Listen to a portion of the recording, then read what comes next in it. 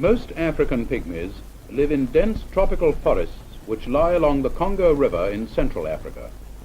Forests with towering trees that almost shut out the blazing equatorial sun. Beneath these trees, a tangled mass of vines, heavy with vegetation in almost perpetual gloom. Here is found the rare night ape, or bush baby, a shy creature which prowls about the branches in the gloom, and the scaly anteater, repelling in appearance, but a toothsome delicacy to the natives.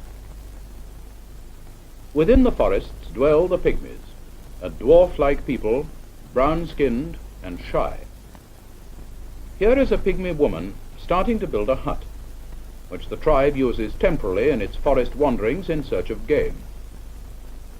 The Pygmies usually live out of doors, but they build shelters just before the rainy season, which is now approaching. How skillfully the hands interlace the viny framework.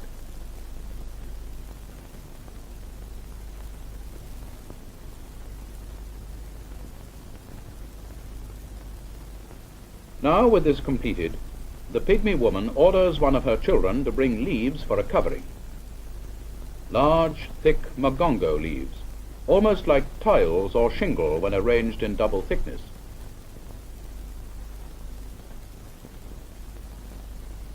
These magongo leaves are attached to the framework by slits, which have been made in the central rib of each leaf.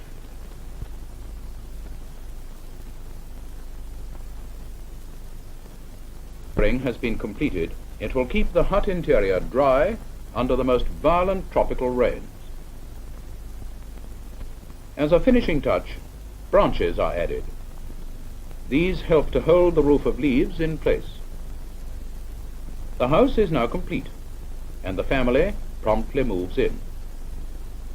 In the moist heat of the tropical forest, the Pygmies always keep a fire going, usually to dry themselves and also occasionally to cook their food. Securing vegetables for food is comparatively easy.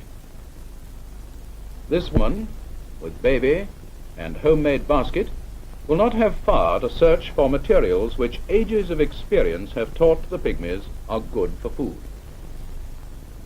She finds here a vine of apa. Its tuberous roots are somewhat like sweet potatoes, but the apa vine does not require cultivation. The digging knife and other tools the Pygmies use are obtained in trade with nearby Congo tribes. Another Pygmy woman is gathering the fruits of the tewe vine. They, likewise, go into the homemade basket. Thus, instead of shopping at markets or cultivating gardens, Pygmen get their fruits and vegetables directly from the dense forests in which their villages are located. With the securing of vegetables and fruits, the building of huts and the care of children, Pygmy women do a great deal more work than do the men, several of whom we see here making arrows. Fire is used to straighten and harden the arrow shafts, which are made from small branches of certain forest shrubs and trees.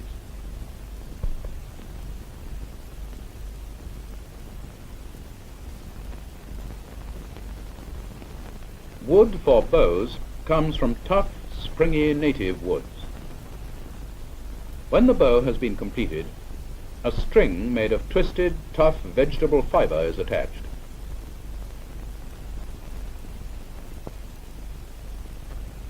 The Pygmies cover arrow points with a deadly poison made from the inner bark of the horota vine. After the outer bark is scraped off, the inner bark on the fire, removed and crushed. The poison in the juice of this bark is deadly, quickly causing nausea and then complete paralysis. These men are handling the pulp with apparent carelessness because the poison is not effective unless it enters the bloodstream directly. This is why the small arrows, when smeared with this poison, need only to pierce the skin to become deadly weapons.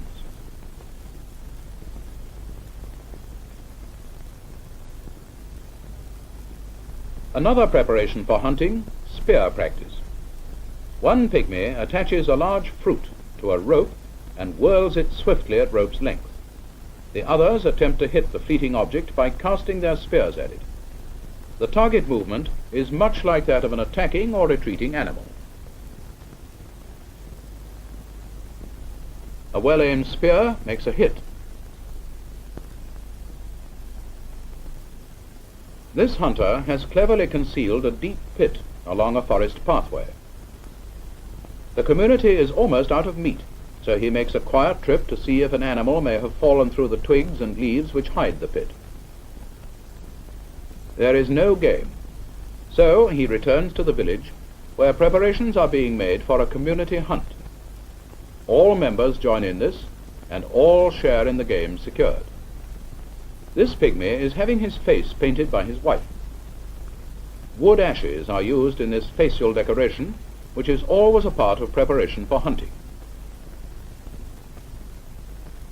The designs are intended to give the wearers a ferocious appearance.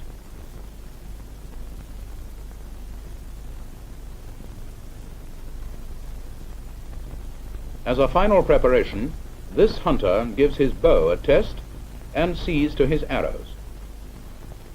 Note the different types of arrowheads, each for a special purpose.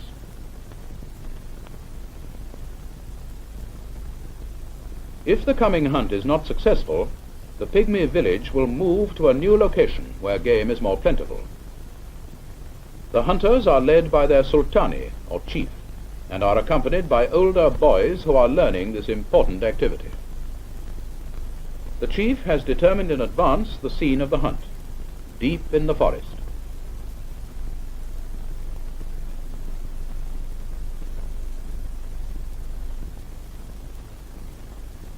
At the proper time, the sultani calls a halt and dispatches scouts into the thickets nearby, silent hunters with keen ears and eyes alert for signs of game.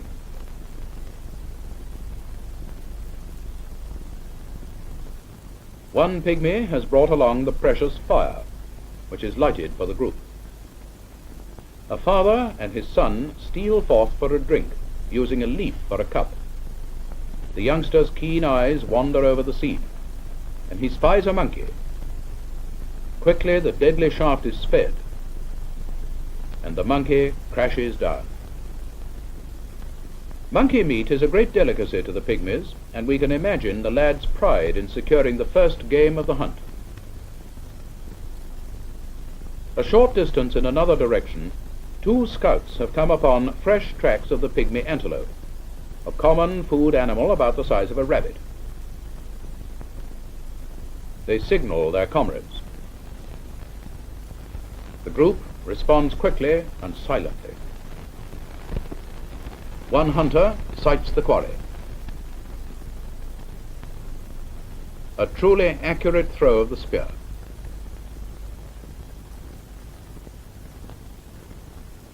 Along with the vegetables and the monkey meat, the pygmy antelope will contribute to a feast. Another pair of scouts, alert even while drinking, have spied two tortoises. These toothsome delicacies are easily caught and quickly rushed back to the village. This will be roast tortoise, a food not far removed from our own turtle soup. After being roasted, the meat is removed from the shells, ready for eating when the remainder of the feast has been prepared. Large magongo leaves form good receptacles for the tortoise meat, keeping it away from dirt and insects. Thus, the pygmies have learned through long experience how to secure food and shelter directly from the tropical forest which they have made their home.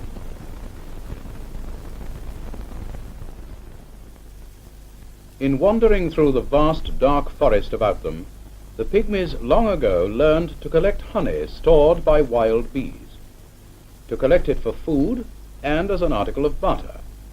Here they have discovered a bee tree. A giant liana or vine forms a natural ladder for those who climb the tree. Meanwhile their comrades on the ground make a basket to store the honey. The framework is of interlaced vines, inside which leaves will be placed. The tree climbers use a smudge to drive away the bees, while their comrades finish their most practical receptacle for the sweet honeycomb. Although many pygmies lose their lives in such dangerous climbing, it remains a popular pursuit, for honey is a delicacy to their food supply, and beeswax is valuable as an article of trade. A little snack now, even before allowing their tribesmen in the village to join them. The leader hands round the delicious morsels to his helpers.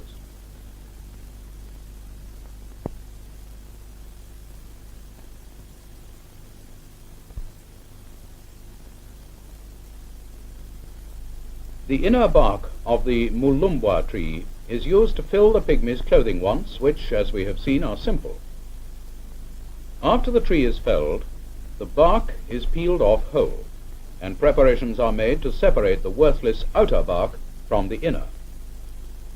This is done by simply stripping it back, leaving the inner bark in one piece. This is folded back upon itself and pounded with a piece of solid ivory scored at the bottom. The pounding thins out the tough criss-cross fibers and is repeated until the cloth acquires the desired texture. This operation completed, the bark cloth is hung up in the sun. The warmth aids in expelling moisture and also toughens the fibers. Thus, the inner bark becomes a fairly soft, durable cloth provided by nature. Now for materials to dye the cloth. These pygmies are using a piece of cooler wood, which has a rich, warm brown tone. They rub it upon the surface of a stone, applying water from time to time.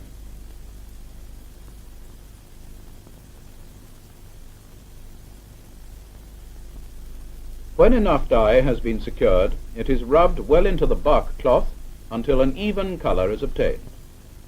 From this bark cloth, the pygmies make their clothing, and they sometimes use it for trade.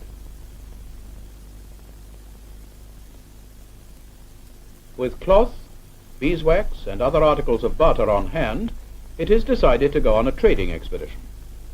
The Sultani now leads his men to one of the hiding places of their most valued possession, elephant tusks. Eager for a safe journey to the trading post, he warns of threatening clouds, the approach of the rainy season.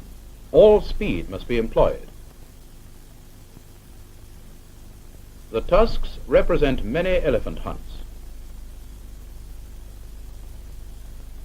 Although the pygmies are little more than 4 feet tall, they are exceptionally strong and are skilled hunters of the vicious African elephants. They often move their village in order to stay close to their huge quarry. Elephant meat is another of their foods, and neighboring tribes provide a ready market for ivory.